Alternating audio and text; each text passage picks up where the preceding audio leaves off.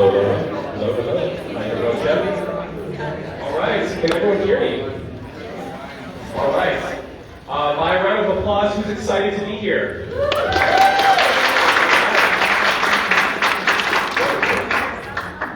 We are so thrilled to host this event. This is a collaborative event with California State Parks, Sierra Speaker Series, the Donner Summit Historical Society, and of course our expedition team. So we're here to celebrate the 175th year anniversary of the first Donner Relief Party. We're here to talk about the heroism and the hope exemplified by the Donner Party and the rescuers of individuals trapped here at Donner Lake and Alder Creek during the tragic events of 1846, 1847.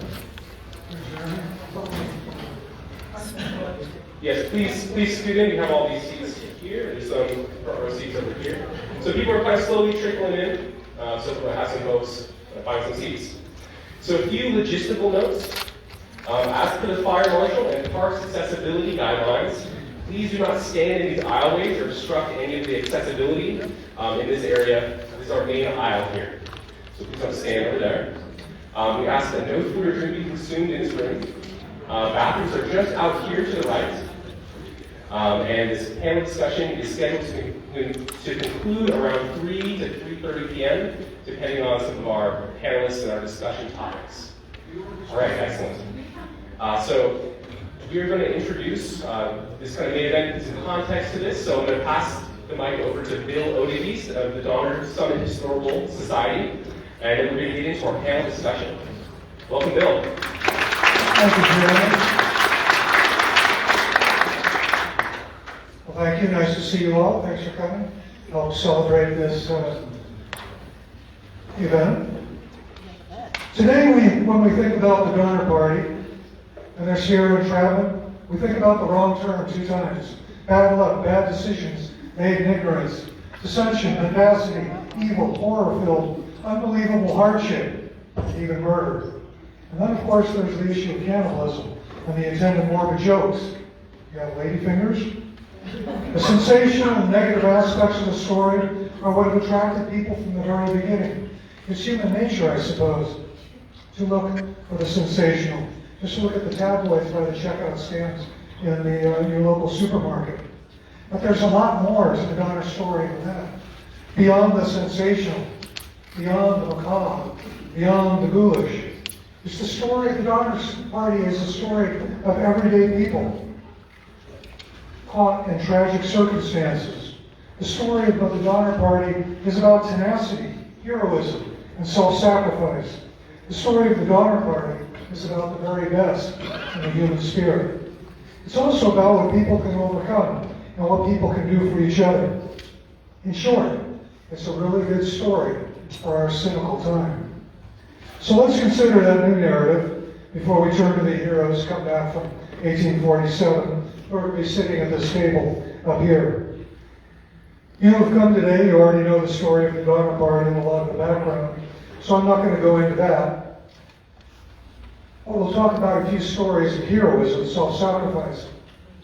Let's start with Charles Stanton. The Donner Party could see it was running low on the food when they were out in the desert. They still had a long way to go to California. Stanton and another fellow, William McCutcheon, volunteered to go ahead to Center Sport and get help. Now, McCutcheon had family in the wagon train, so that's no doubt his motivating factor to come back. They reached Sutter Sport, but Stanton had nobody. They reached Sutter Sport, where Sutter supplied them with mules, food, and a couple of Indians to help. McCutcheon felt sick, and he remained in California. But Stanton, who had nobody in the wagon train, nobody to go back to, went back to Donner Party with life-saving food. That made 2 Sierra crossings. And Sierra crossings in those days were a little bit harder than today. His sense of responsibility must have been great, as was his sense of decency and heroism. He'd given his word. On December 16th, a group of people headed out from Donner Lake on homemade snowshoes. Stanton got to the top of the pass, and he was tired, and he got more tired as the days went along. A couple of days later, he could go no further. He leaned back against a tree, took out his pipe, said he'd be along shortly. They didn't wait for him. He died somewhere near today's Kingvale, having sacrificed himself for others. That brings us to the forlorn hope. 15 people left Donner Lake and crossed Donner Pass. That was December of 1846. They were aiming for California and help for their beleaguered families. They didn't know how far it was, but they thought they'd be gone about 10 days. So they took minimal food. They'd be without food for a while, but that was doable. It was better to leave food behind at the lake for their families. So what about those people? What went through their minds? 4 were fathers, 3 were mothers. They left their families behind at the lake. Franklin Graves had left behind his wife and 7 other children. Which was the better choice? Fight the snow and the weather to head for California and get help and maybe never see your children again? Or stay at Donner Lake to protect them? Could the people to whom the children were left be entrusted or still be trusted? How far was it to Sutter's Fort? They'd been living in the snow for a month and a half, and they had little shelter and protection. Now they'd be out in the open with only a few blankets and no protection. Walking on the snow had been hard at the camp at Donner Lake. Now they'd have to fight the snow for miles a day, each day, with little rest and food. And what about the families and friends left back at the camp? Would they live? Would they be cared for? Could the forlorn hope bring hope back? Or bring help back? How does a parent make the choice to leave their children behind? How can one bear to leave children to face starvation? How could one bear not to try to escape and get to California? To get to California, they'd have to slog through the snow on Donner Summit, risk new storms without shelter. They'd have to go without food, bear hardships unimaginable to us just sitting here. What's it like to sleep in the snow in soggy and sodden clothing, fearing what the night might bring? What's it like to be fearing what the weather might bring?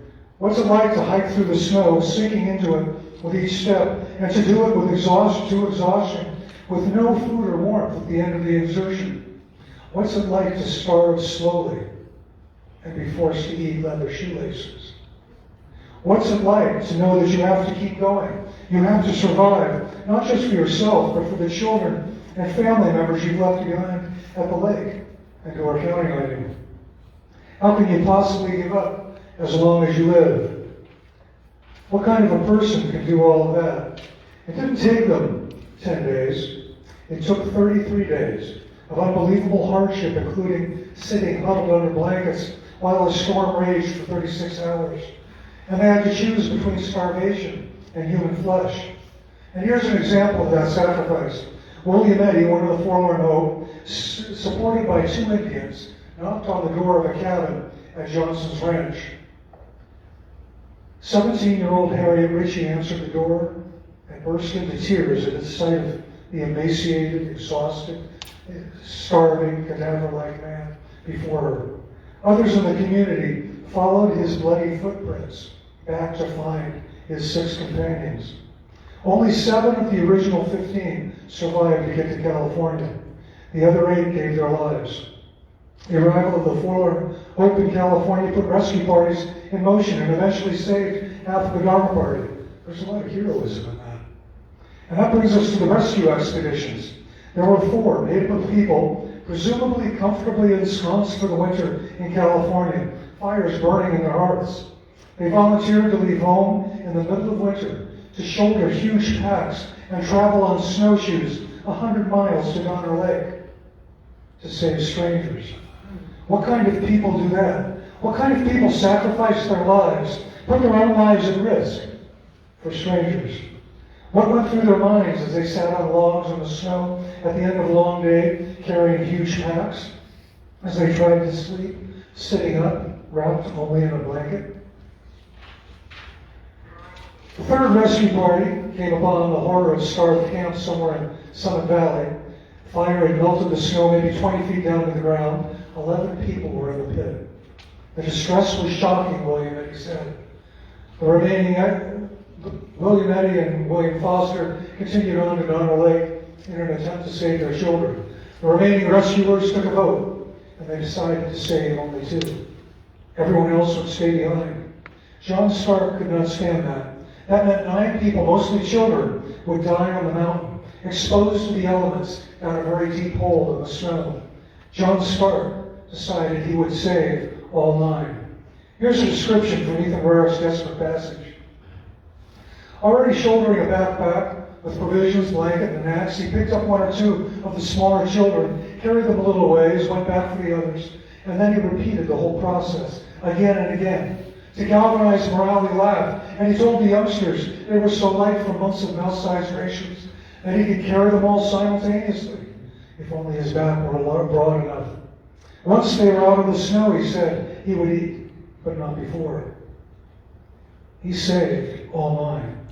That's extraordinary. That's heroism. It's heroism he never got contemporary credit for, too, by the way.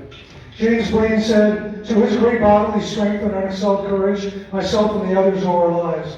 There was probably no other man in California at the time who had the intelligence, determination, and what was absolutely necessary to have in that emergency. And here we are at the demi-centennial. That's the 175th anniversary, for those of you who might be vocabulary challenged, of the 1847 Donner Relief Expedition. And here we have, shall we say, another kind of heroism. Here are 4 people, extreme athletes who see a 100-mile race as a warm-up. They sacrificed themselves to honor the memory of those people of 1847, to bring attention to their extraordinary story, to bring attention to the Donner Party's rescuers' heroism. They sacrificed themselves for strangers, and maybe to give us hope. They could have stayed home, or more likely done a couple of 100-mile runs before breakfast. Instead, they chose to honor those long-ago heroes and perhaps bring some recognition to the idea of self-sacrifice and thinking of others. That's a kind of heroism, too. So here we have, the music would start to roll, and somebody would wave back there, and we would have those 4 coming up here.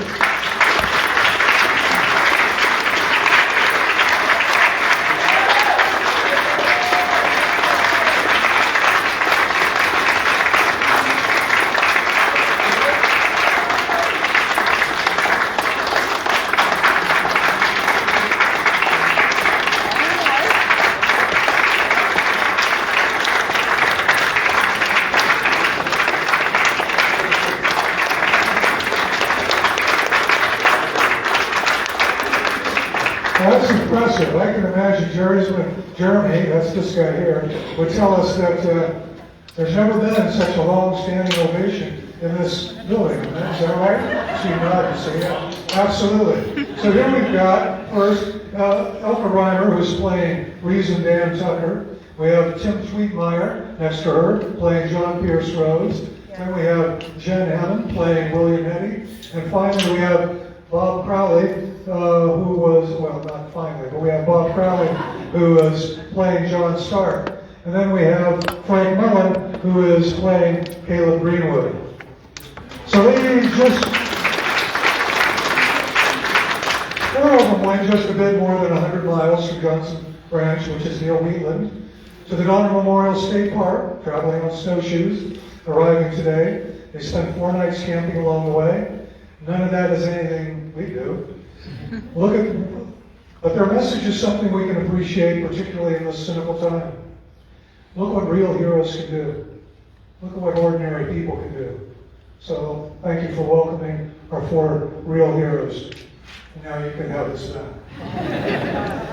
Thanks, Bill.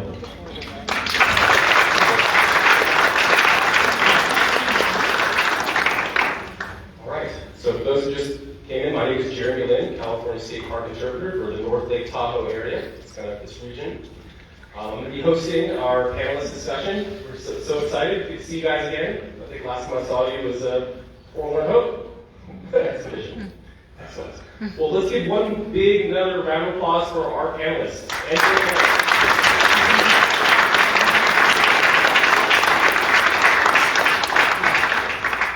All right, so I want this to be very audience-driven. So I'm going to ask a series of questions to the panelists, kind of start our rapport. But audience members, please take note of the questions that you want to ask. Once we kind of get through a personal round of questions, we really want to hear what you are curious about for our panelists here. So we're going to dive right in. Excellent. All right, so we're going to start off with Jennifer. How's it going? And you have microphones here also. So we have 3 microphones on the table. If you're very loud, you can just scream and we'll probably hear you. But excellent. So this first question is for Jennifer. Can you please tell us why this expedition is personally important to you? Did any of the members of the original Donner Relief Party inspire you or bring you strength throughout this expedition? Am I answering? Am I answering as William Eddy? Jennifer Hennig, you can answer it yourself, but if you want to kind of phase into your historical character, you're invited. I'll answer as myself. I have been thinking about this part of the journey since I arrived at the Johnson Ranch in 2020. I chose the character of William Eddy because I was inspired by his courage to be the only person to reach the ranch, and his determination to let people know that there were people that needed to be rescued. So this is a culmination of something I've been thinking about since 2020 when we finished at Johnson Ranch. I thought they all have to go back now and save them. It's incomplete without the return. Yeah, absolutely. Thank you. All right, next question is for Tim. All right, Tim, please bring us into your brain space around this extreme endurance event. What was going on in your mind in this challenging and in the challenging parts of this journey? And also, part B of this question, are there any specific characters or instances in the Donner Relief Parties of 1847 that inspired you along this way? Yeah, I was thinking about this as I was wandering around after we finished today, and I kept coming back to this word or phrase. I can't describe to you what it's like to sleep outside when it's 20 degrees out and then continue to hike. I can't describe to you what it's like to climb out a steep hollow in a wood burn and going up a ridge line for an hour and a half at about a half a mile an hour pace. I can't describe to you how intimidating it is to stand on low hill ridge and see right at the throat of the Sierras and see I have to go all the way through that snow and onto the other side before I even reach these folks. There were so many times along this trip where you read all the journals, you read all the descriptions, you've been to these places researching as you went, and we tried to visit as many places. We didn't go everywhere. Obviously, we hadn't done this steep hollow climb because that was a big surprise. But even after reading that, it's what makes this so interesting for us as members is you have to go there and see it yourself. You have to stand at the bottom of the steep hollow and climb that ridge. You have to go out to Lowell Hill Ridge and look up the throat of the Sierras and see all the snow ahead of you for another 40 miles and then get over the pass. And you have to, side saddle across a 75-degree pitch in order to make sure you don't, tumble into a snowball into a tree. So that's what makes it fascinating for us. We research it in the summer and through the books, and we make notes, but then when it actually happens, you get a much more better appreciation and sincerely humbled by what you experience. The other piece you asked about the person that we all had a choice to pick whoever we wanted. We kind of gravitated to what we thought were maybe the more heroic folks of the bunch. And I picked John Pierce Rhodes. He was on the first and fourth release. With his brother Daniel went on first relief with him. And what made him interesting was he had been with the Donner Party all the way to Hastings Cutoff. And the Rhodes left that bunch, and the Donners went to Hastings, and they went the regular California route to Parting of the Waves, and then took the California Trail route to Norton, and ended up at Johnson's Ranch on October 1st. So they were 4 weeks ahead of the Donners and made it through. So you can imagine they were lucky; they got through before the snows. And what was interesting is he was at Johnson's Ranch when Eddie arrived, and then he actually went to Sutter's Fort to get provisions and schlepped them back to Johnson's. And when Harriet Pike, part of the Forlorn Hope, had arrived, she was Mormon and he was a Mormon. He had been sent by Brigham Young to do the immigration over there, and probably was the first Mormon to ever see the future center of the church, Salt Lake City. But he volunteered to go first relief, which I think was the more intimidating venture, right? Because nobody knew what they were getting into.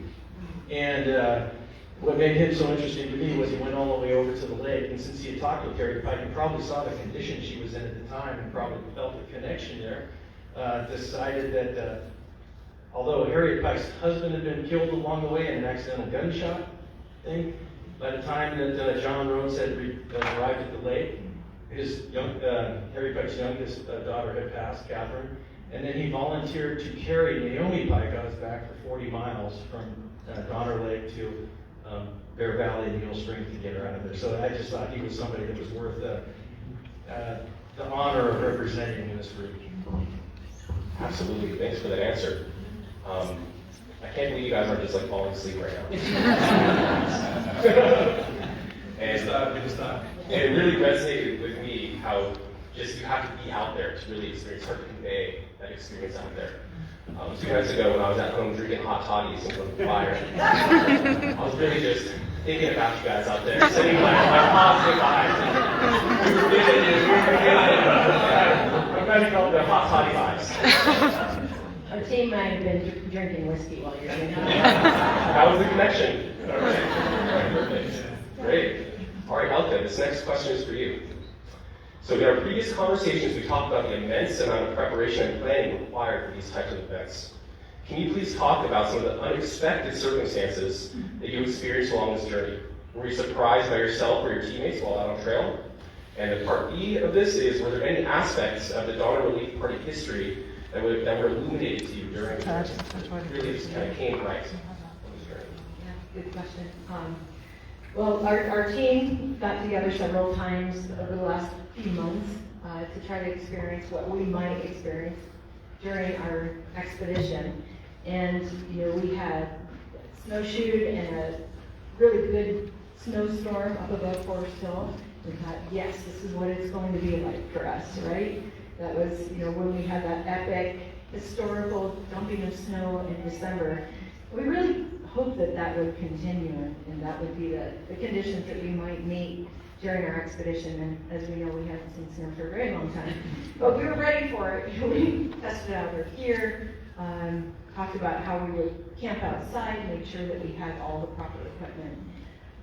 So, we all do our own things midweek. We all have jobs that we have to do, but we got our training in as much as we could and tried to get together pretty much every weekend to train at the different places along the course, as well as any other place that we could just get some time in the snow. So we felt pretty good and pretty ready in that regard. But as Tim said, we didn't see every inch of the route that we would be taking. And I think the biggest surprise to all of us was the steep hollow. And it was, the steep, treacherous terrain. There are no trails in there, so you're basically grabbing on trees. You slide downhill, very precipitous descents down there, and then you cross the river, which could have been really treacherous and bad. And luckily for us, it wasn't. We got our feet wet, maybe up to our calves, but it wasn't anything outrageous. And then we saw the other side and what we had to go up. One thing about fires is it brings in a lot of sort of non-native brush, deer brush, fallen trees that were, decades old, and we had to navigate all that up a steep climb, about 1,000-foot climb, and we were tripping all over the place, and it took a very long time to get through there. Trying to help each other out and try not to be too close to each other, and Bob got pretty banged up, and I said, wow, leaving a blood trail here. His lungs. So, in that regard, I'm sure that the rescue parties had their own treacherous areas, including what I just mentioned. You could see the high water mark in Steep Hollow and see what a torrential area that must have been for them to cross. And it's hard to even begin to fathom what that must have been like. That would be horrifying to me. Not only that, they had animals to get across. They had provisions that they had dried in preparation for feeding those who were stranded back here, and they were trying to keep those protected so that they didn't lose them, and that those would get rotten over time. Yeah. Thank you for sharing. Yeah. Who was the worst snorer of the group? Or the worst? Are you guys making sense to each other? Even last night up on Donner Pass, it was a little breezy, and we were all spread out back behind Donner Ski Ranch. Immediately, there's Tim already. Tim fell asleep in 30 seconds. That's a gift. Yeah. All right, excellent. Excellent.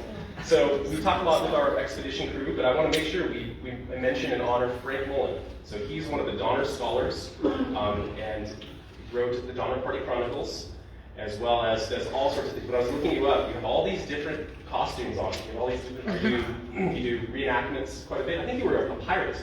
Tell me about that pirate. Do you have a pirate garb on? No, what I do is a living history performance genre called Chautauqua. And basically it's a one-person show. I don't know if you ever saw, who was it, did Mark Twain Tonight? Hal Holbrook, yeah. It's kind of like that. You come out and you are the character. And you do a 40-minute monologue, and then there's about 15, 20 minutes of questions from the audience, in character usually. And then maybe 5, 10 minutes of questions out of character, so you could ask someone, well, when did you die? When did your character die? Obviously, the character themselves wouldn't be able to mention that unless they were like Major Andre could have predicted that. But yeah, I do Beirut, Caleb Greenwood, George McKinstry from the Donner Party, John C. Fremont, who's also related to the Bear Flag Revolt, Mexican War, Albert Einstein, J.P. Morgan, Edward R. Murrow, and a few others. Wonderful, excellent, thank you. Okay, so I've got a question for you. As an in-depth researcher and scholar of the Donner Party story, can you please tell us about the importance of leadership in both the Donner Party and the relief parties? What kind of leadership characteristics affected real success in the emigrant journey as well as the rescue efforts?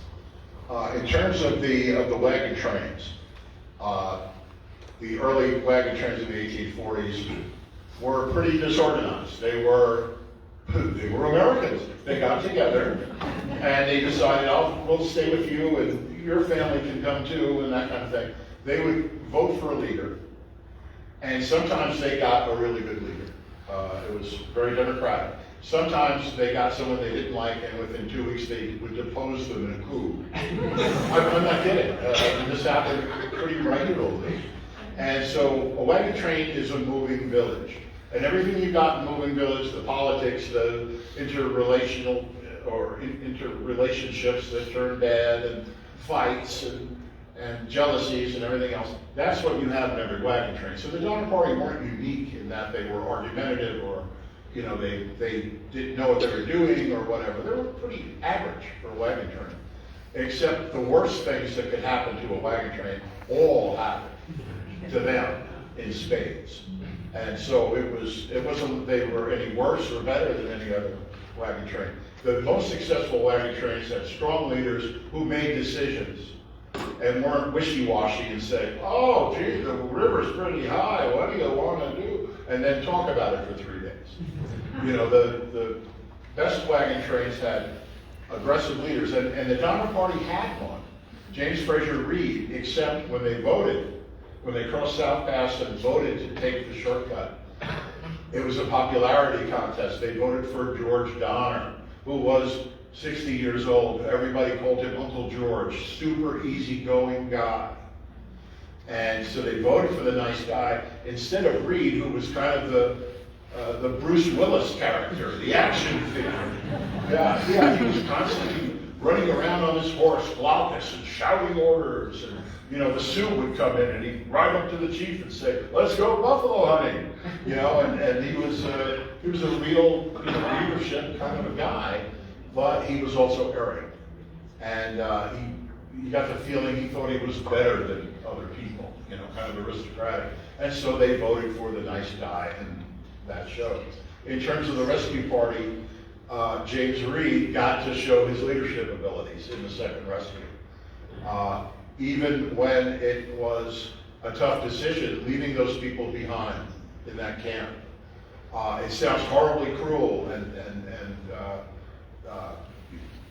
oh, gee, people wouldn't do that. But the idea was, do we save some people and that we know we can get out, or do we stay with everybody and not leave until everybody can go, in which case we'll all die? So it was a super tough decision. But then you had someone like John Stark, who went against the grain. Everybody voted. and they voted to leave them there in the second rescue. And then they got to Stark, and they figured, well, you know, social pressure. We know Stark's against it. They called on Stark last because they knew everybody else was going to vote to leave those people there. They got to Stark, he said, hell no. He said, I came here to get people out. I'm going to get them all out, or die in the attempt. Which, logically, is maybe not a reasonable decision. Why should you sacrifice your own life when you can get a few out? But Stark was that kind of a person, and he made his decision, he stuck with it, and he did it.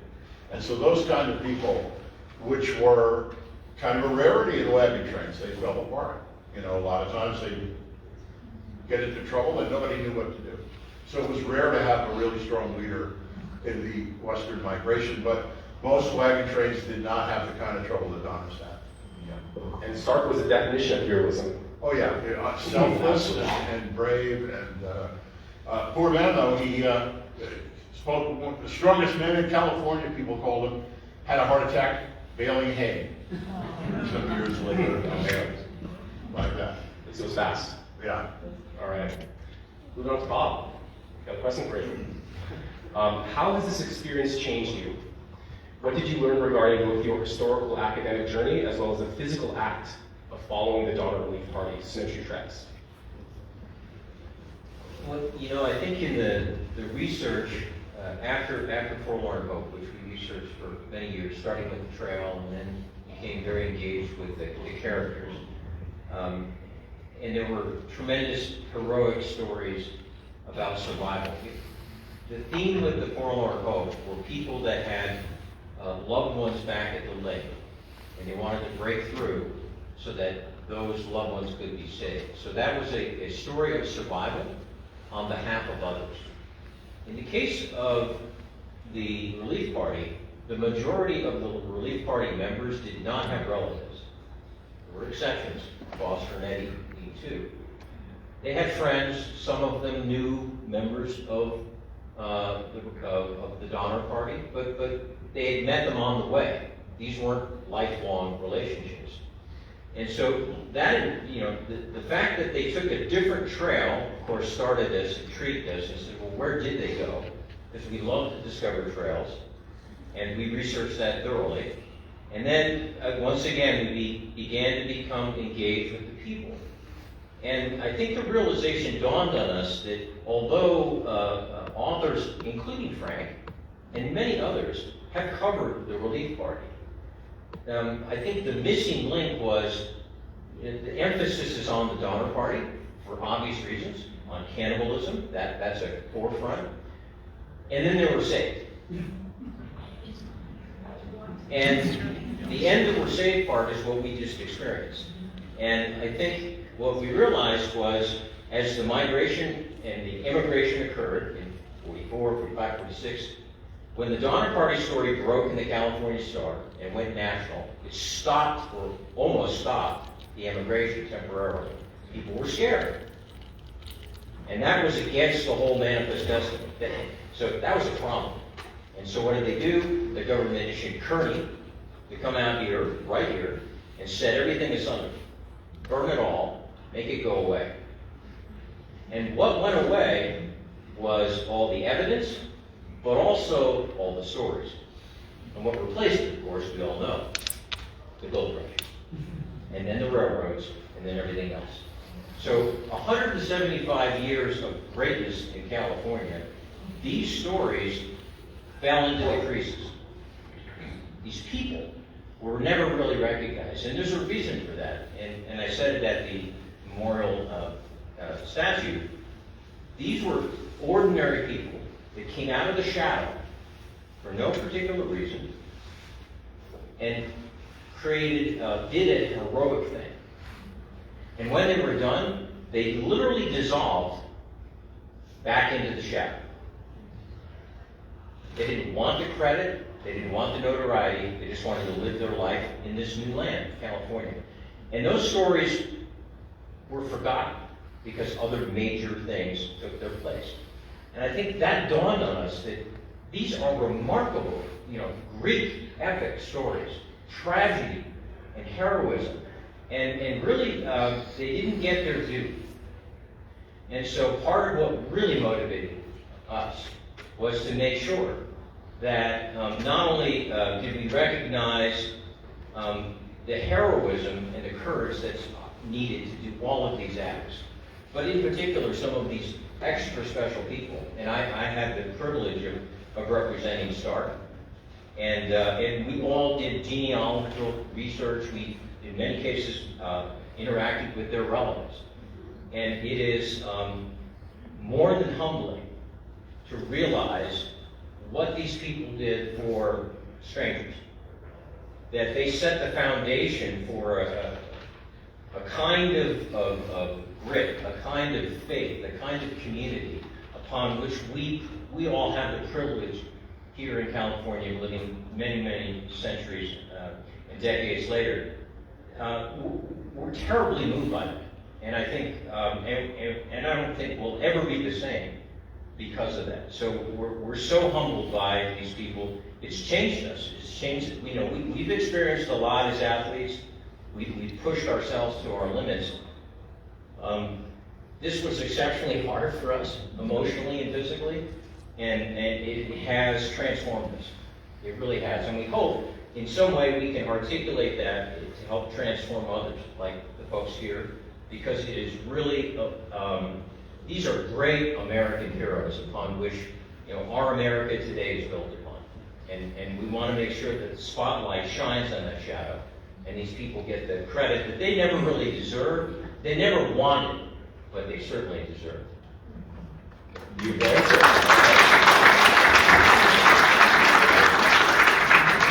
Wonderful. Yeah, it really resonates true that people don't know. Okay, they just kind of assume, oh, the Donner Party were there, then they were rescued. There wasn't.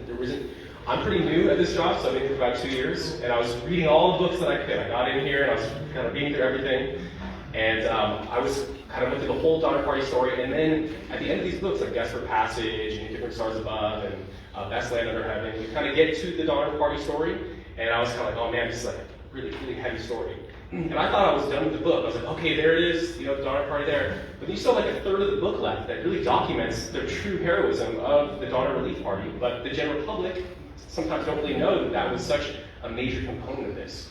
And I'm so happy that we're able to really focus on this now, really shed light on this and kind of unpack this, because most people kind of assume, oh, they understand the tragedy, but they don't understand the heroism. At this point, we're going to open it up to audience questions. So if you've got a question, please raise your hand. We want you to stand up and tell us who the question is for, and go ahead and ask this question. So hands up if you've got a question. All right, Alice. I'd like to know about the female leadership of the party. And this is for everyone on the panel. Who were the female leaders, and how did they change the course of survival? And how did those leaders, the female leaders, how did they enrich generations to come? I'll take one shot at it. I'm no expert on all the aspects of the female leadership, but for a couple things that I've learned, in the arc of the story, being trapped, people that got left waiting for months on end to see some sign that the Forlorn Hope members are going to be giving back to them, and in the relief party, not physically traveling back the way they did, but preparing the food and preparing the kindness and the efforts once people were rescued. The women that I've seen are threefold. First, there was the female leaders at the Donner Party itself. So when camps were made, those women had to figure out how to live in the shelters they had and provide. Their job was to provide meals and to provide care for children. They had to figure out how to do that, no longer on a wagon train, but in the snow. And I feel that many of those women with absolutely no experience figured out ways to make life bearable for the children there by entertaining them or by helping use the food that they had and turn it into something of sustenance. So the female leadership I saw primarily was, how do these women know how to keep children alive in the snow? That was their job. When the wagon stopped, the women's job began. So the psychologically, when you got to a camp such as John F. Camp, even though you're suffering in an unusual circumstance, as a woman, your job is to then go into action and begin providing food and sustenance. So they kept up with this even after 17 members left to return immediately. Those women were then faced with caring for the children of the other women in the party who had left. So then you have an infant or a 2-year-old who you now have to care for in addition to your children. I believe that old Mrs. Murphy, who wasn't quite that old, she had gone half blind, and she cared for multiple children, Amanda McCutcheon, of her own, and she lived in a terrible circumstance.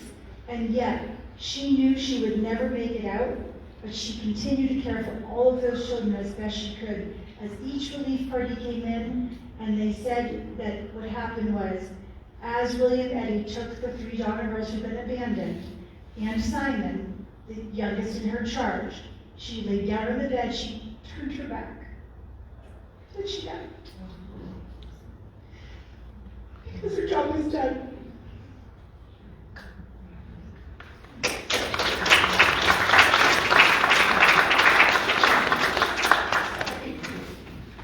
It's just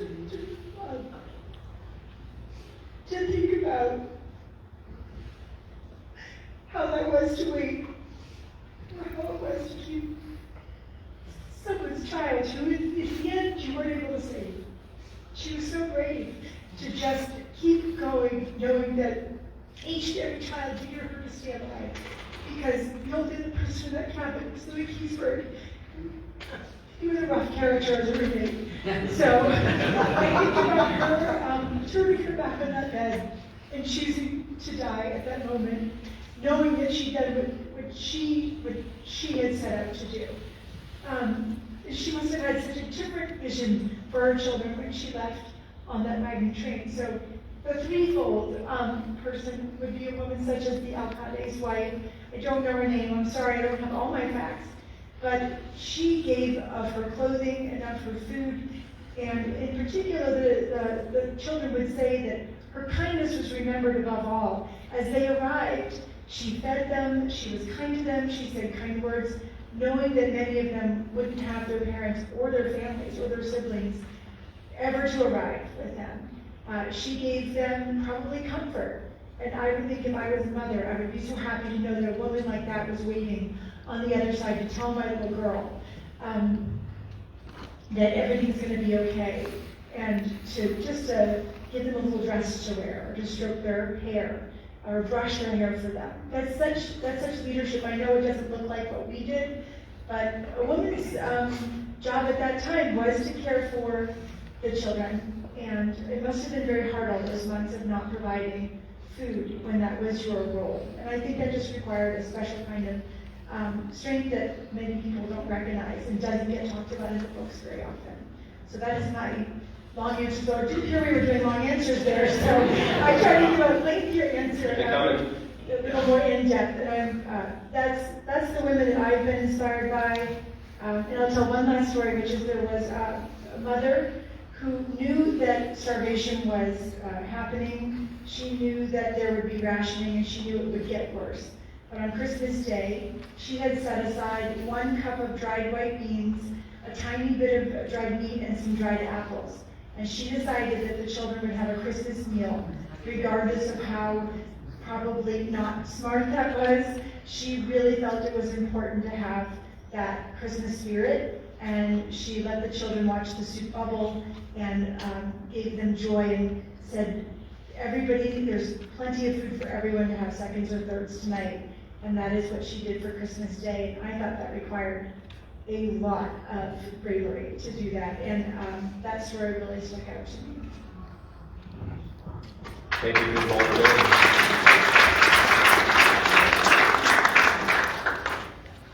Question here? Yeah, a question for you, Bob. John Stark put these kids on his back, and then he carried them all the way 100 miles. How do you think he did that? How do you think that would have worked? Well, John Stark found, there were 11 left at Stark Camp, not far from here, and that's another story for another day, maybe another expedition, is to try to see if we can narrow down. where starter camp is, but we'll say it's somewhere in the shadow, on the western side shadow of the pass.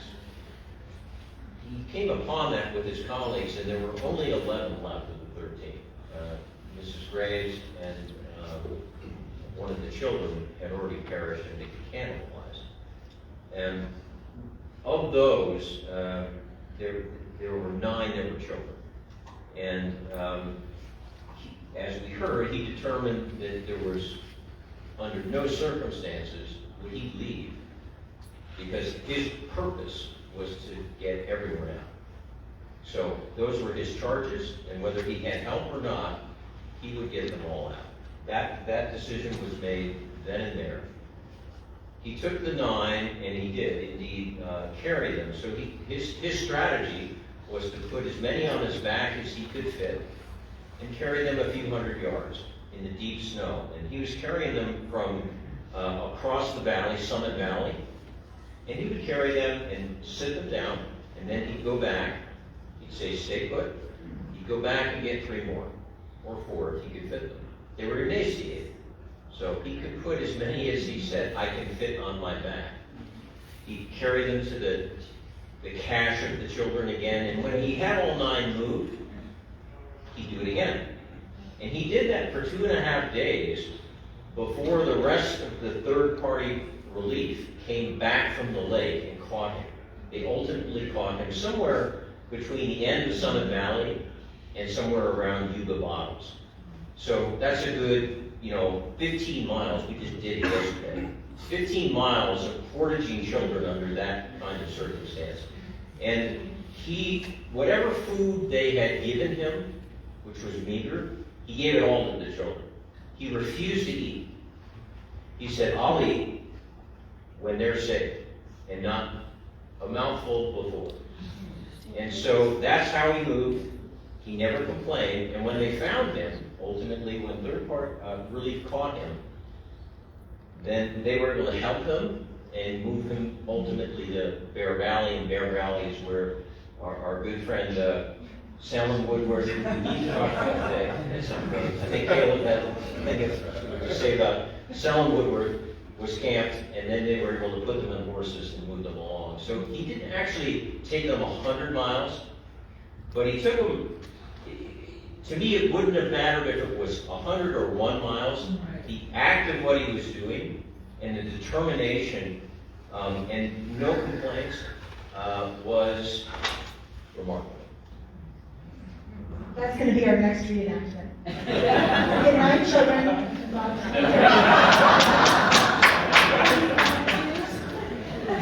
going to be a third expedition. Yeah, I'm gonna need you going into the gym for a while. You have to get broader shoulders. Great. Yeah, how confident were you in that you were on the trail that Caleb marked out to get across? And did you feel like you were on it in 1847? Well, let's talk. I'm going to talk a little bit about the methods we use, and maybe Tim can talk specifically to this trail. So the methods were the same for Forlorn Hope Trail, if you can call it that. They got lost, so it wasn't really a trail. And this relief party, when they got to Bear Valley, they were on the California Overland Emigrant Trail, but there they said, we have no horses and we have no wagons. There's no need for us to go up the wall that you all see if you stop on Route 80 heading west and take a break and look down into Bear Valley. It's a sheer wall. He said, we're not going to go up that. It was covered in snow. It was daunting. So they said, let's stay low and follow the Bear River to where it connects to the Yuba. And that's been replaced today with Lake Spalding. But then they connected. There was a confluence. And they said, we'll follow that Yuba River. We know it goes all the way up near where we need to be. You've never been there before. But that was their strategy. Stay low. And we'll burn some trees along the way to make sure that we know how to get back. And so that's the route we researched. And our method is to do primary research, primary sources, compare those primary sources, and they don't always agree. And then we go into the field and we eliminate all the ones that just don't make common sense. where a person might say they went through this canyon or went over that hill, and we go out and do it and go, yeah, there's no way. There's no way they would have done that. So that gets an X, and you narrow it down to 2, and then ultimately it's the one of least path of least resistance, the most common sense route. So that's our methodology: is primary research in the books, go out in the field, go back and forth, and maybe Tim, you can talk specifically about the relief party route.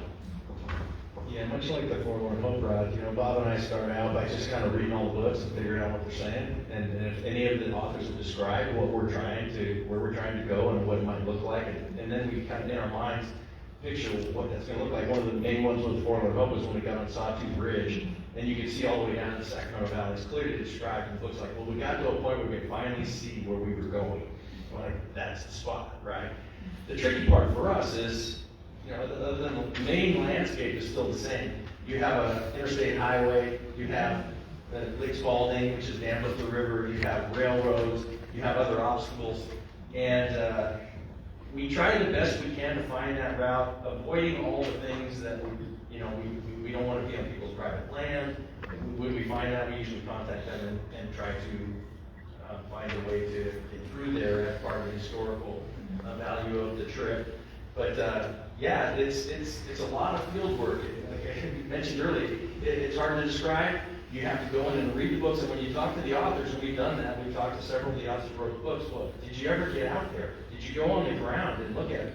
Yeah, no, we really never done that much out of the car. We get off the highway, and, oh yeah, that's what the way it went. And so that's where the real eye-opening is when Bob and I, Jen, and Elka, like Elka mentioned, you know, we went to Beale Spring, we wanted to camp there. It's a famous spot on the Underground Trail. Okay, we know where that is. Okay, Lowell Hill Bridge, Bear Valley, all these places become almost second nature to you when you go out there 3 or 4 or 5 times and understand, okay, like I said, there was places where they say, I could see this or I could see that. They go, this is where they were.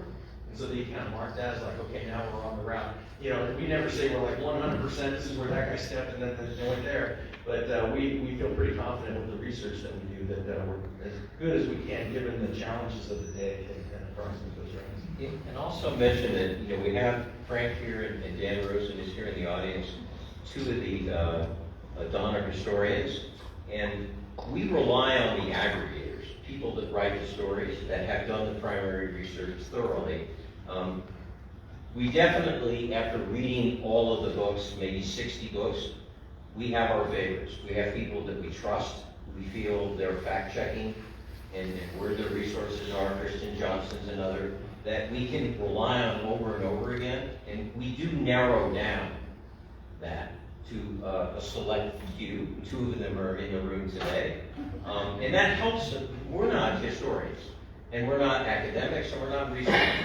And so we have no business ever claiming that. It's a life commitment. But what we do is try to use the resources available to us in secondary authors who aggregate primary resources. And then when there's conflict, we go back to the primary resource and say, all right, maybe Dan differs from Frank, differs from George Stewart, differs from C.F. McClellan. Okay, great. Fair enough. We'll go back to the primary, and then we go to the field. And I think our special sauce, if we have any, is our ability to go into creases and places that most people don't want to go. And it's really in those places that the assumptions are made, maybe by maps or by satellite or by GPS, that we can go in and look and go, there's no way, because it hasn't changed for 170 years. There's no way any human would choose that route, right, versus that one. And that allows us to get another mile in the book, and that sets us in that direction as opposed to that direction. And look, we're never going to be 100%. Maybe 85 would be great if no one's ever going to be able, I think, prove, at least in our lifetime, whether we're full of baloney or not. And it doesn't matter. We're close enough to where I think we can get a sense of what they were trying to do, and that's the point, right? Our point isn't to be navigators or map makers. So I did want to call out the fact that even though we use primary resources, we heavily use what we call aggregators, or people like Frank and like Dan Rosen that have done enormous amount of work that we could never recreate. So thank you to Dan and to Frank and to others for all the work you've done. You laid the tracks.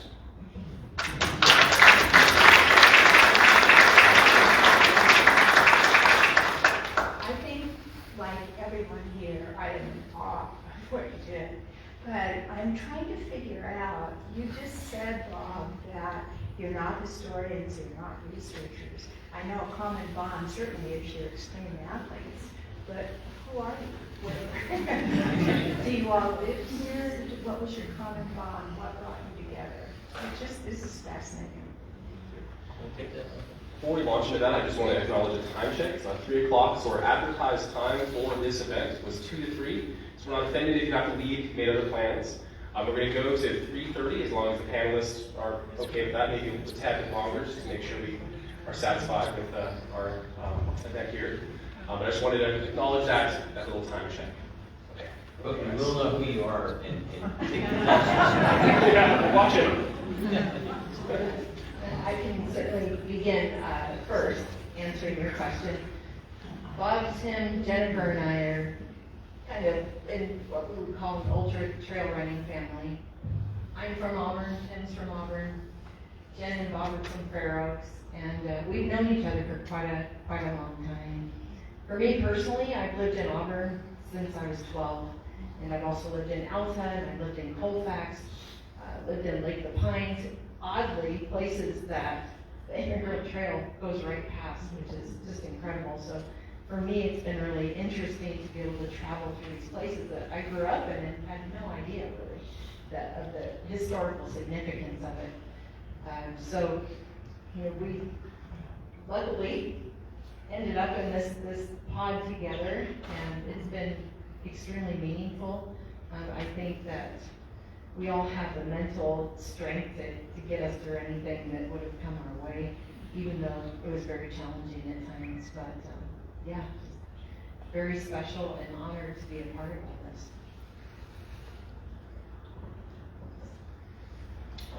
I'll just add a little bit of how we got together. Bob and I run together on Tuesday nights in Auburn, and we had read, I had read the book Boys in the Boat as Bob had, and we were really enamored by David Daniel James's Brown Riding. When you see good riding, you know it, and we enjoyed that book. And we started getting back, and we read A Different Stars, and then some other great non-fiction books that you might recognize. But we said, that's where we kind of got the idea of the Forlorn Hope, and we started along, and of course, we started our research and going out there, we really can't tell the story without women. The Forlorn Hope is very much about the ladies and their perseverance, for sure, and that's where we're like, okay, now, where do we go next? And it was interesting, we asked one woman we know, she really didn't like the cold. So, that was a showstopper. But the good news was that she had contacted Jennifer and said, would you be interested? And Jennifer, of course, she loves a challenge. No. She grew up in the Northeast. She loves a cold camp out. And that's one of the beautiful things about that. And then Jennifer thought about, well, who would be appropriate to join this bunch? And of course, it was Elka, and we welcomed her to the group, and we were happy to have her along. But as a group, it's been really a great dynamic. I think everyone brings something different to the team, and it's been really fun enjoying times when that's all you have to talk to. And we will tell some story someday about what we talk about on the trail and how we laugh at each other and make fun, but that's what makes the trip interesting. And we've been really blessed to have these folks along with us and being able to do this. Great. Thank you.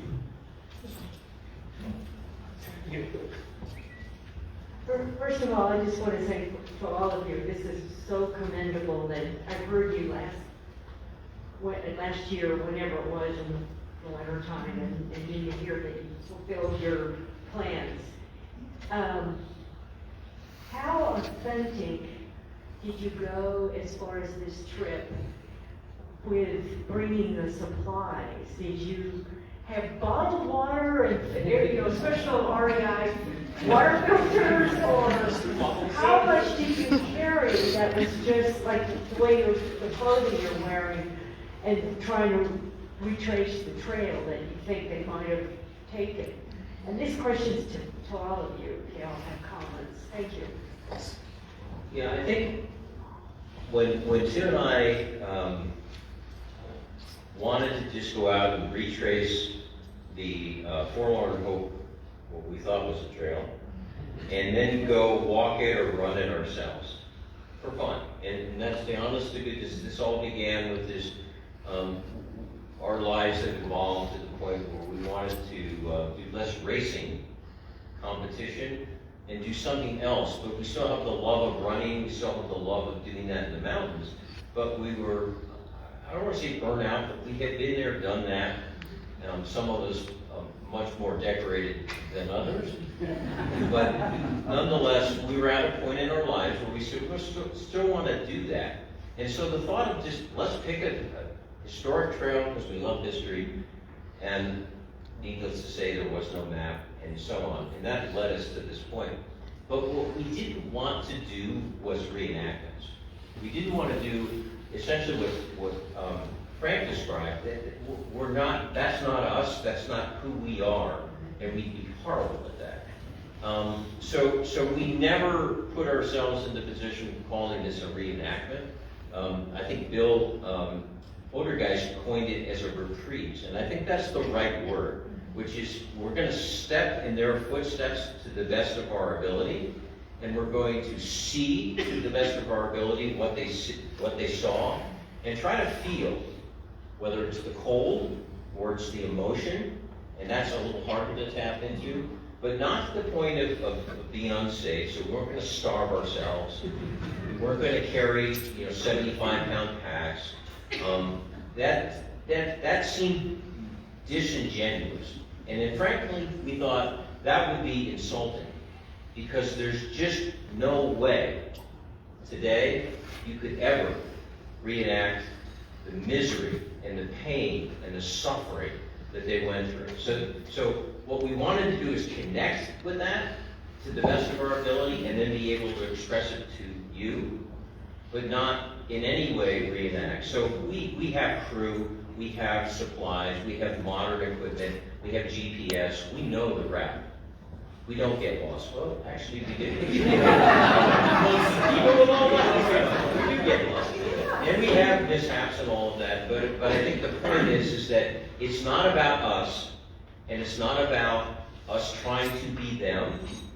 It is us trying to get into their headspace just long enough to be able to communicate a modicum amount of the suffering and the pain and the strife and all the things that they were going through their minds while they were walking, while they were freezing at a campsite, while they were coming upon the cabins here and seeing these emaciated people. It's unimaginable, literally, but we wanted to at least open the window, the portal, and in the hopes that we could tell their story, and then maybe you get curious, and then you go read Frank's book, you go to Dan's website, and all of the other wonderful resources, and get connected yourself. It's not through us, we're just the portal. We want you to connect on your own terms. Thank you. Frederick? Because of the heroism of the relief party, there were many survivors who have descendants living today. Why don't you mention on the Zoom talk how many descendants you estimate? It was in the thousands. Somebody has done the math. Who was that? Tens of thousands. Yeah, we had, the question was how many sort of descendants potentially resulted from the relief parties making their way. And we did do the math and said, if the Forlorn Hope had not broken through and arrived at, there's a debate as to whether it was the 17th or 18th of January, it doesn't matter. The first relief didn't get going to the 4th of February, and they didn't arrive until today, the 18th. If the Forlorn Hope hadn't made their way, it would have been Reed who had the first relief. And Reeves was 2 weeks behind the first relief. And if you do the math at how many people were dying per day up here, we calculated it was 20 to 25 more souls that probably would have died. And if you do the genealogical math of 6 to 7 generations later, it's 25,000 people, 25,000 Californians that would have never existed as a result of the forlorn hope breakthrough, and then ultimately the first relief, and then all the reliefs that came since then. So how many of those 25,000 are here today? That sounds like a project for somebody that's good at research. But you have to imagine, right, of the 25,000 that, and again, we're not scientists either, we're not mathematicians, so you can take that for what it's worth. But we use good logic to come up with that number. I think the large majority of them are still here. Oh, I mean, here. Oh, here today? I don't know, show of hands.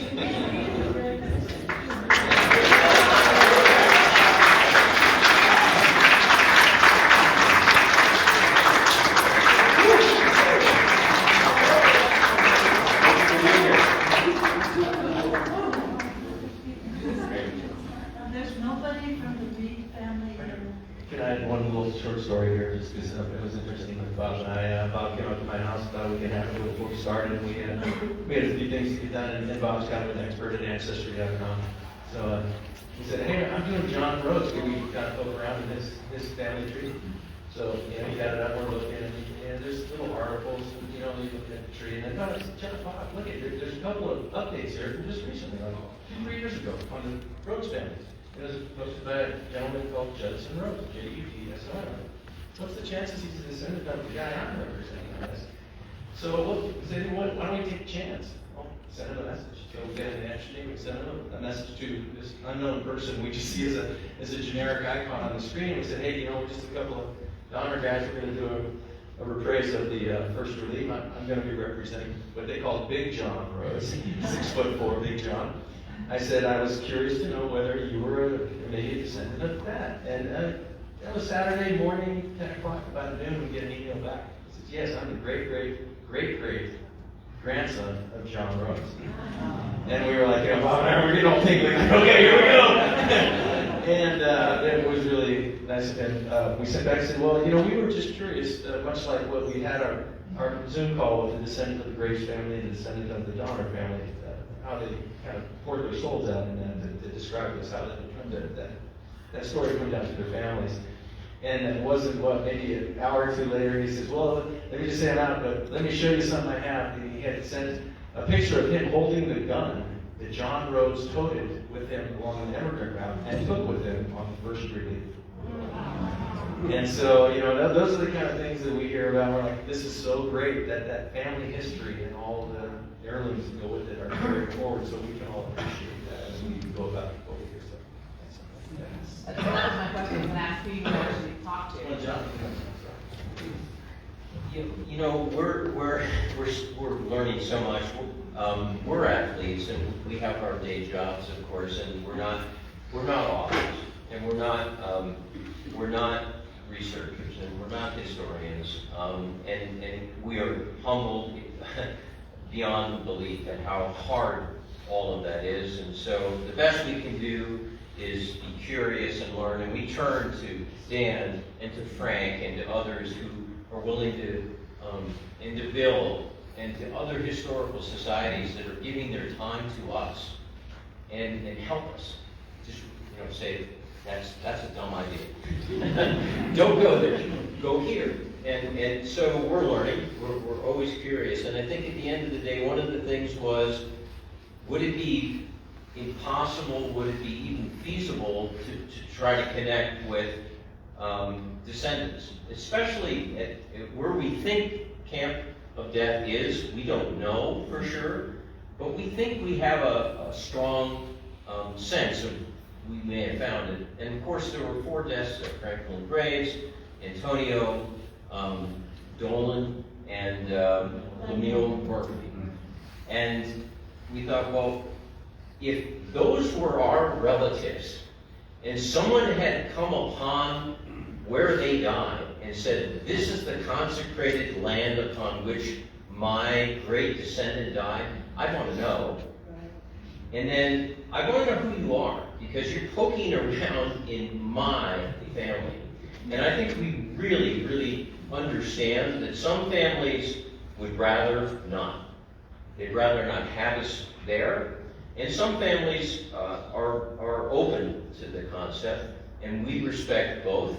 And I think we're just learning that, learning how to reach out and learning that when we don't hear back, and I had the privilege of reaching out in the Stark family, and again, like Tim, found someone that is a great 4 generations descendant of John Stark, and he had done his homework, and in fact to the point where he had written poems and done artwork and shared that in our little Facebook group with everyone else, which we were eternally grateful. But there were other things that he mentioned he had and he chose not to share. And of course we respect that. So I think we're just learning, and for the descendants in the audience, we will reach out to you if you're interested. And we will go on. I mean, we are interested in pursuing more and more of the history and the impact of these people. And a lot of people say, well, how did the Donner Party and the League Party impact America and impact California? That's a great question. Someone needs to answer that at some point, quantify that. It's not us, it's not our expertise. But the only way you're going to get the answer to that question is to reach out to the descendants. There's only one solution. It's the people that are here today or that have joined our broader electronic community or are being silent right now. If they choose to engage, well, then we'll know at some point. Even though the events that we are celebrating today are 175 years ago, they're still so relevant today with our descendants and stories and the characters. Great question down in the back. Heidi. Someone on that?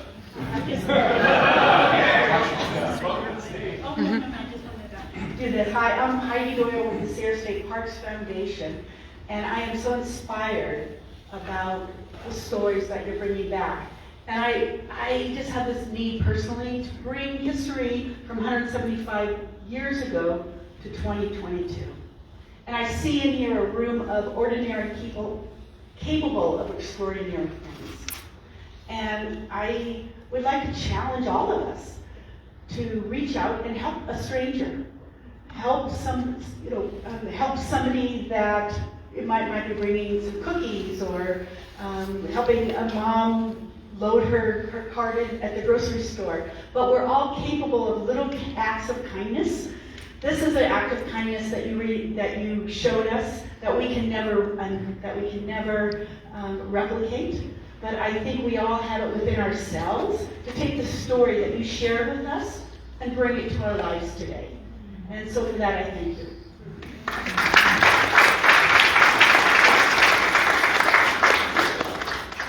Excellent. We have about 15 more minutes. So this is a question for anybody who has an answer. I'd like to know, are there sections of the trail, either the Forlone Trail that you did last year or the Relief Trail that you just finished, that are accessible to us mere mortals? And a section that might be a nice day hike and it's easy to find and we don't have to crawl under the deer brush, all that. So if anybody has a recommendation, I'd love to hear it. Let me start with this one only because I think it's relatively enlightening as well as not tremendously difficult. But you can get to Mule Spring if you have a car that can drive on a dirt road, and it's really interesting to go there because that was the first place coming down the mountains that they would have watered their animals and rested. It was a flat spot out behind the town of Alta. You can go through Dutch Flat, go out, and maybe it's 3 miles on a dirt road, and it's really nice to wander in that area and imagine wagon trains there. right on, as you get there, you're on a road called Lowell Hill Road. And this pretty much goes from all the way back in Colfax near Steep Hollow to Highway 20. What is the name of the road? Steep, Lowell Hill Road. Lowell Hill Road. And what fascinated me on the trip was, as you go up out of Mule Springs, you're kind of down in the lowlands, and you slowly kind of rise. And about every mile and a half, 2 miles, you get a view of the Sierras out ahead of you, clear as day, out at what, Old Man Mountain, wasn't it? Yeah. And you can see right, like someone mentioned earlier, right through the Sierras. And it's what, maybe a 7-mile walk, mostly uphill, but there's some downhills and some old cabins, and there's several immigrant markers there that you can collect along the way. But I think that's one where it's even somebody could drop you off and pick you up at the end, and it's probably a 2.5, 3 hour walk. But it really gives you an idea of right on the trail and some great views.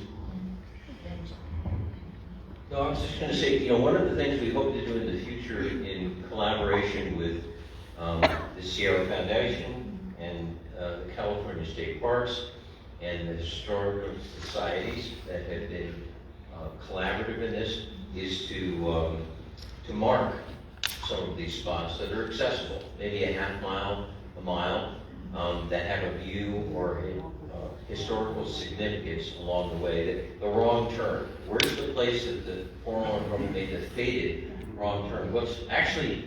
It's 10 minutes off of Highway 80. Camp of Death, where we think it is, it's Bill's been there, 15-minute.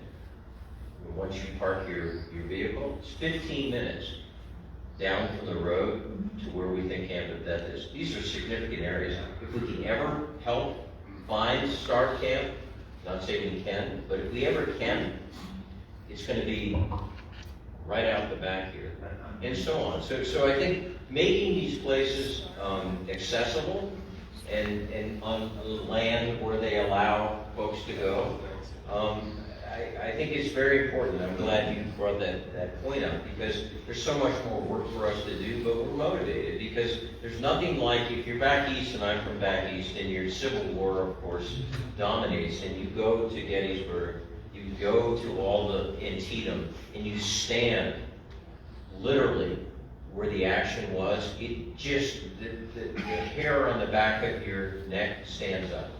There's nothing like it.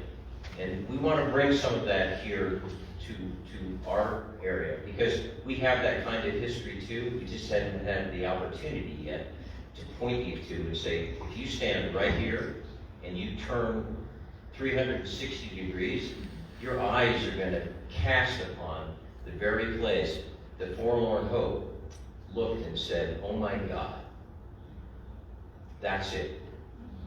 But it's 40, 50, 60 miles away, but there it is. I mean, everyone deserves to have that view. Al, did you want to? Yeah, I just want to say real quick too, Bear Valley is another really accessible spot. You can go out on the Pioneer Trail and basically head west. And there's a beautiful point right there. Bob and Tim and I went out there, and you see all of Bear Valley and exactly what they would have seen as to where they had to go. Of course, at that time it was completely covered in white, but it's pretty accessible. There's nothing difficult about it. You're not climbing a bunch or descending a bunch. And then, of course, right outside here, heading up to Donner Pass is significant too, and quite poignant. And I will say that when I was getting ready for the Forlorn Hope, I would go up by myself to look around on my own, and I actually brought my daughter Sophia, who's one of the 7 people who came down from the pass. I took her and a bunch of her girlfriends out there and took them from the wrong turn into where we thought Camp of Death was, so that they could see that and see if we could get any inspirations from the landscape. So those are all accessible places. Awesome, thank you. I don't know if this will help answer something maybe everybody knows, but the National Historic Trails Act actually preserves the historic trails on national land, federal land. So that is protected. And there are a couple organizations that their purpose in life is to find those and mark those. I belong to the Oregon California Trails Association. That's our lot in life, is find them, mark them, and try and preserve and work with federal agencies. And a great pamphlet for what you want to do is Trails West, and they have drive and hike books you can buy, and they're online. so you can get those as well. So there's plenty of places to go. It's when you get on private land, the things get real icky. So, there was an example, it's kind of an interesting story, maybe you guys already know it, but Wendell Roby and Burt Wiley in 1949 tried to get the state of California to actually buy the easement for the trail from Don Memorial State Park to Chicago Park on Highway 174, and I have his report. And it was a missed opportunity. It was turned down by the legislature. And a lot of that land now is private, and you can't cross through it, but it's a real shame that happened. And one interesting story is, and looking at your uniform maybe remind me of when I talked to the Graves descendants today. I met a man named Michael Christman. Michael was the resources secretary under the Arnold Schwarzenegger administration. He was your boss. The descendant of the Graves family was your boss for a short while. Best boss ever had. Just thought I'd let you know that. Thank you. Excellent. Yeah, just real quick, you might mention that's Bill Holmes who just saying, and he's the gentleman that negotiated our opportunity to start at the Johnson Ranch, which is private land. And so thank you for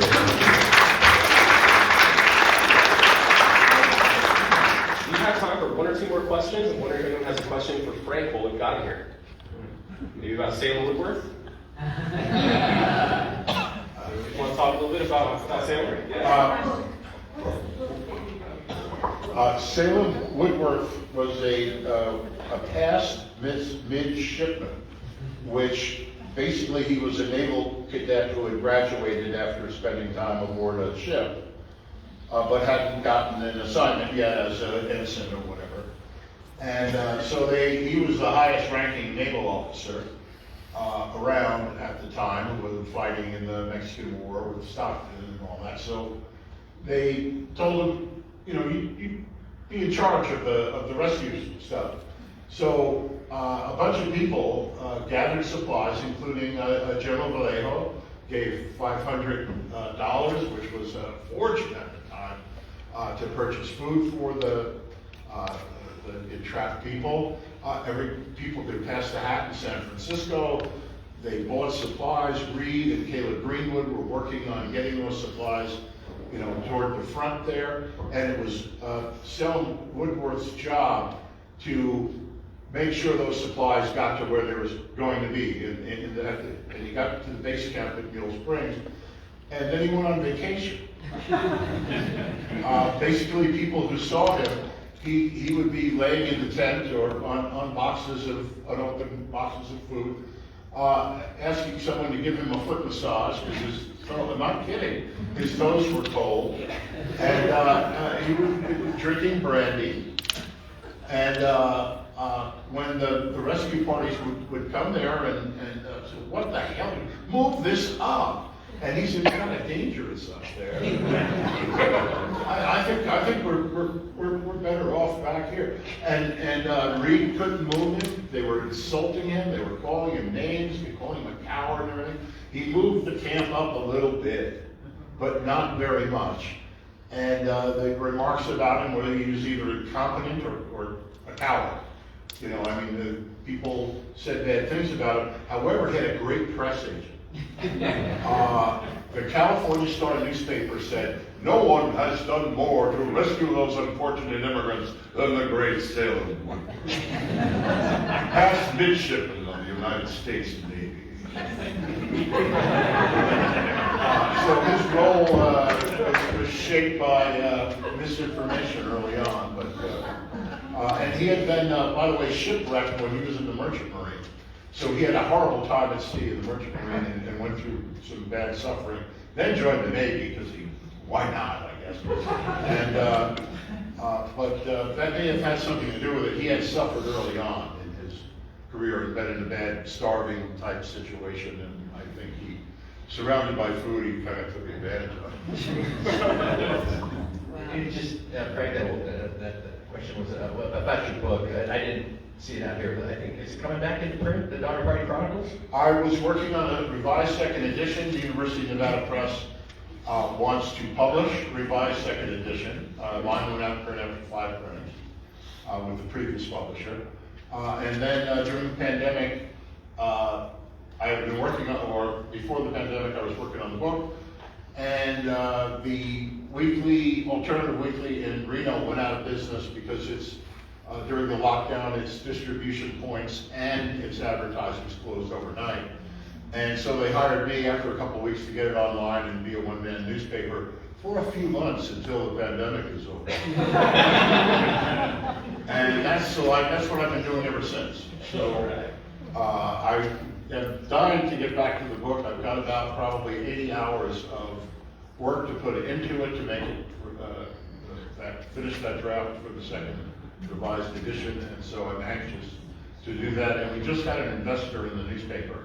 And so soon I'll be able to step back as editor, let somebody else do it, and get back to my other projects. But, Yeah, let me just add, on the Donner Party Chronicle, is that the book you want, if you want to see what the Donner Party saw? It has fantastic pictures of the entire route from Independence all the way to Donner Lake. Much of the other books are just writing, but Frank kind of takes you along for the ride and then takes you on the journey. And by the way, the ruts are still there. They're in Reno, they are in California. They are all the way from Independence, Missouri to Sacramento. And there are places on the road where the highway and civilization has bypassed it. And with very close to a road, you can get 15 minutes in and find the pioneer ruts, even in Reno. Well, we're going to keep an eye out for that book. This has been a production of Sierra's Speaker Series. Please stay tuned for other events similar to this. Let's give a standing ovation for our athletes.